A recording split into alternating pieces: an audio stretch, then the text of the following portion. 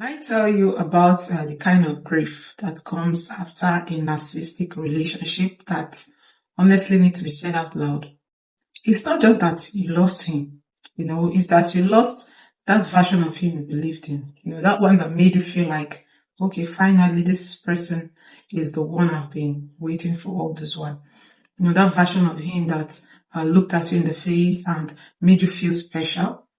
That version of him that you've always wanted to see in a man or your ideal man, or the one that made you feel like, okay, you found something real.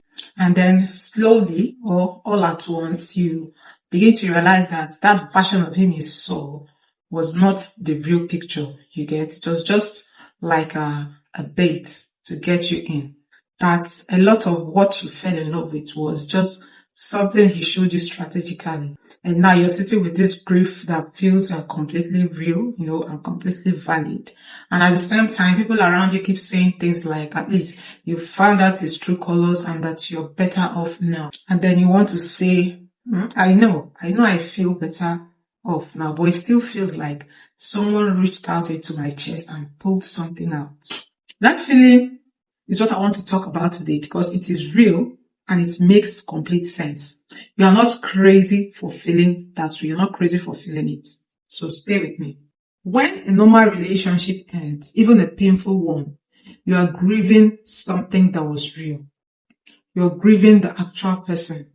You're grieving the future and the times you shared together. You're grieving the future you guys planned together. And as brutal as that grief is, it has a shape to it. You know what you lost. You can point to it. You can say, I loved this specific person.